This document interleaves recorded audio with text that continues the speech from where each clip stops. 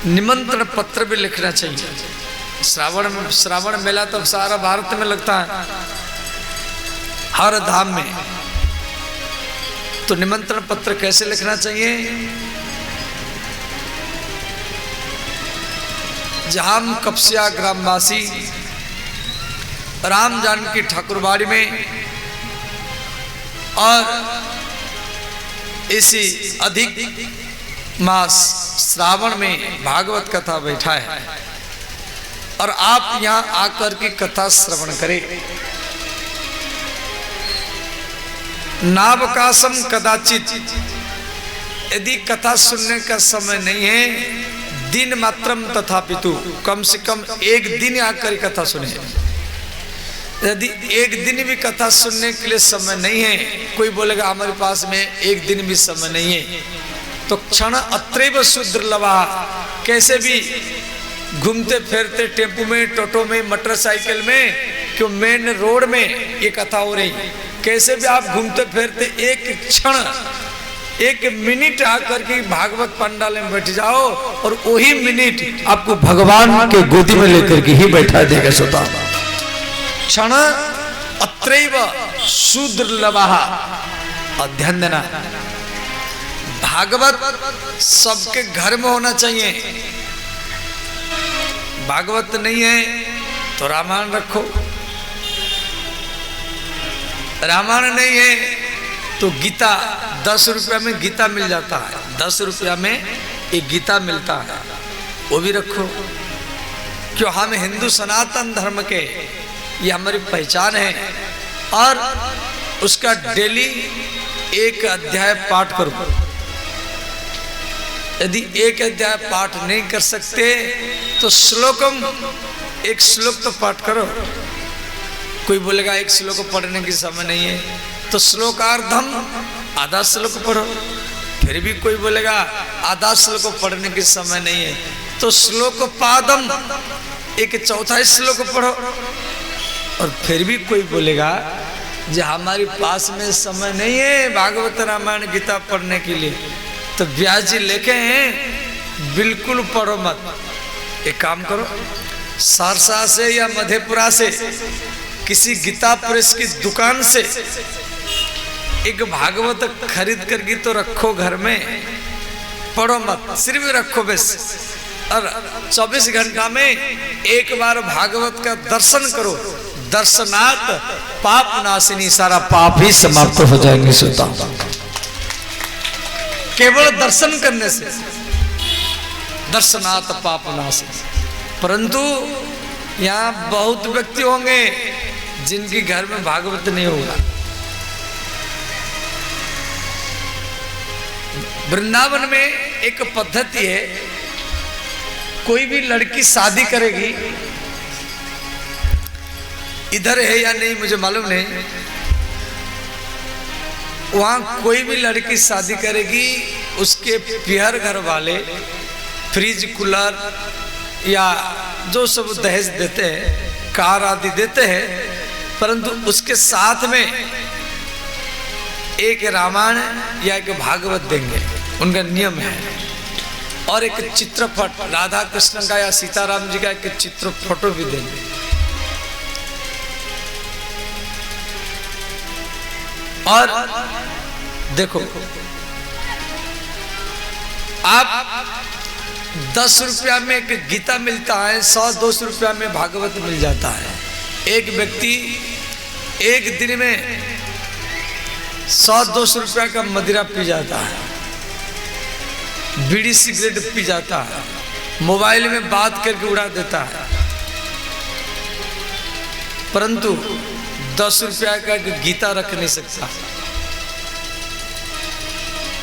बीड़ी cigarette मदिरा को अपनाएंगे तो किसी अस्पताल में या किसी मेडिकल में जाएंगे, और भागवत गीता रामायण को अपनाएंगे तो भगवान के गोदी में जाके बैठेंगे। चुनाव आपके हाथ में है, आप किसको अपनाते हैं। इसीलिए सबके घर में भागवत होना चाहिए। श्रीमद् भागवत सुनने वाला और बोलने वाला, बोलने वाला के अंदर में विश्वास होना चाहिए और वो कृष्ण का भक्त होना चाहिए कि भागवत में कृष्ण ही मुख्य है। और सुनने वाला के भीतर में श्रद्धा होना चाहिए।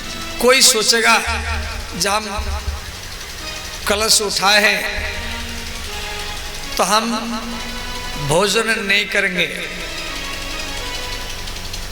10 तारीख तक भोजन नहीं करेंगे, कथा सुनेंगे, वो भी अच्छा है, परंतु भूखे प्यास में रह नहीं पाएंगे। कोई सोचेगा नहीं नहीं हम एक टाइम भोजन करेंगे और कथा सुनेंगे। कोई सोचेगा हमें नमक छोड़ देंगे, वो भी ठीक है, नमक छोड़ दो। कोई सोचेगा जहाँ हम दोनों टाइम फलाहार करके सुनेंगे, वो भी ठीक है, दूध पी करके सुनेंगे, वो भी ठीक है। और कोई नियम रखा जहाँ हम दिन भर भूखा रहेंगे और कथा सुनने के बाद में जाके भोजन करेंगे, ये भी ठीक है, वो भी अच्छा है। कैसे भी रहो आपका मन भागवत में होना चाहिए, ये मुख्य बात। कोई सोचेगा नहीं नहीं मैं दोनों टाइम रोटी चावल खाऊंगा, दिन में खाऊंगा रोटी चावल, रात में भी रोटी चावल खाऊंगा, वो भी ठीक है, परंतु आपका मन भागवत में होना चाहिए, ये मुख्य बात है। अब कोई नियम रखा है जहाँ हम दिन भर भूखे रहेंगे और कथा सुनने के बाद में जाके भोजन करेंगे, तो कथा सुनते समय में आपको भूख लग रहा है,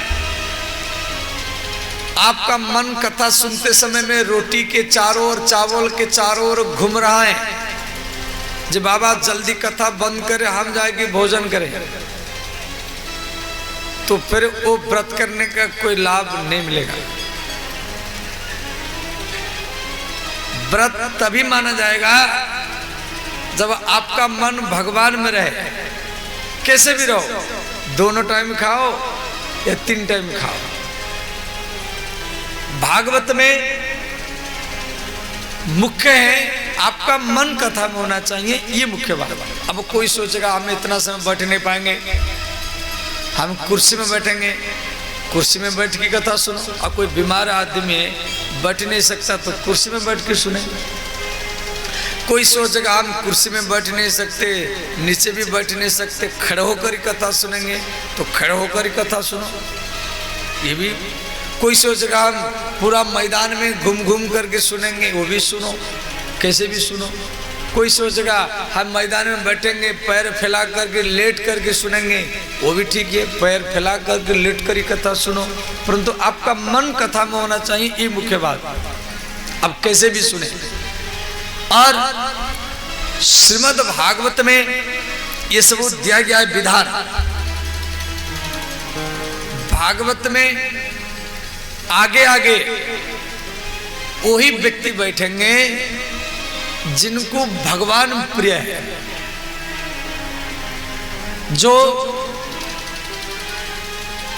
छठ पूजा, नवरात्र पूजा, सरस्वती पूजा, विश्वकर्मा पूजा, रामधुन, ये सब करके ये वृंदावन, अयोध्या, काशी, हरिद्वार घूम करके जिनका मन एकदम शांत हो चुका है, जो शिवलिंग में जल चढ़ाते चढ़ाते जिनका मन एकदम शांत हो चुका है, वही व्यक्ति सब आगे बैठेंगे। और क्यों भागवत मनोरंजन कार्यक्रम नहीं है। जैसे किसी नाचने वाला को सहरसा से, मधेपुरा से या पटना से बुला करके रात भर नचाया, अब वो तो चला गया, परंतु रात भर उसका नृत्य आप देखा है, वो आपके दिल में बैठ जाता, फिर आप उसको महीना भर ढोते रहते। तो जो चीज देखा तो जिंदगी भर याद आएगा। ये इस टाइप का कार्यक्रम नहीं है, ये मनोरंजन कार्यक्रम नहीं है, ये ज्ञान यज्ञ है, ये आत्मरंजन कार्यक्रम है। और तो भागवत में आगे आगे वही लोग को बैठेंगे। और जो वैष्णव है, साधु है, सन्यासी है, शिव जी के भक्त, शैव है, शक्ति दुर्गा माता के उपासक शाक्त हैं, गणेश का गणपत्य है, सरस्वती का सारस्वत है, विष्णु माने राम और कृष्ण का वो वैष्णव है। ये सब लोग व्यास गद्दी के अगल बगल में बैठे। और जिन माताओं के पास में छोटा बच्चा है, देखो धीरे धीरे जनता बढ़ता जाएगा, जैसे दिन बढ़ेगा ऐसे जनता बढ़ता हो जाएगा। हमारी दूसरा दिन, ऐसे तो कथा 3 दिन हो गया, जैसे दिन बढ़ता जाएगा ऐसे ही फिर ये पंडाल छोटा पड़ेगा, फिर पर्दा हटाना पड़ेगा, फिर बिछाई करना पड़ेगा, फिर लाइटिंग करना पड़ेगा, ऐसे जनता बढ़ता हुआ चला जाएगा धीरे धीरे। जैसे दिन बढ़ता जाएगा ऐसे जनता बढ़ता हुआ चला जाएगा। और आज तीसरा दिन ये, कल से आज ये आपका संख्या और ज्यादा बहुत है, फिर कल और देखना और ज्यादा जनसंख्या होगा। क्यों? एक व्यक्ति जाएगा अगल बगल में बोलेगा, उसको पकड़ के लाएगा। भागवत धर्म कहता है जिसको आप पकड़ करके लाएंगे, मोबाइल से बुला करके लाएंगे, तो जिसको लाएंगे उसका भी 10% पुण्य आपको मिलेगा, तो आप उसको बुला करके लाया है। और ये धर्म का विधान है। तो जो भीड़ ज्यादा होगा, तो जिन माताओं के गोदी में छोटा बच्चा हो उनको रास्ता के किनारे में बैठना पड़ेगा। तो बच्चा कभी रोएगा, उसके रोने से अगल बगल में जो कथा सुनेगा उसको बाधा पहुंचेगा। जिनको बार बार लघु संख्या जाना है उनको भी रास्ता के किनारे में ही बैठना पड़ेगा। और जो हा हुल्लड़ करने वाले बच्चे उसको पीछे बैठेंगे, तो आगे बैठ जाएंगे बच्चे, वो हा हुल्लड़ करेंगे तो उसमें कथा में बाधा पहुंचेगा। आगे आगे वही बैठेगा जो 3-4 घंटा तक कथा में बैठ सकता है। और कैमरा लगा हुआ है, लाइव टेलीकास्ट हो रहा है, सारा भारत में बहुत लोग देख रहे हैं। यदि आप कैमरा के अगल बगल में जो दीपक जलाने के लिए आते हैं वो भी ध्यान देना। दीपक आप जब जलाएंगे यहाँ हल्ला गुल्ला नहीं करेंगे, आपका आवाज कैमरा में जाएगा।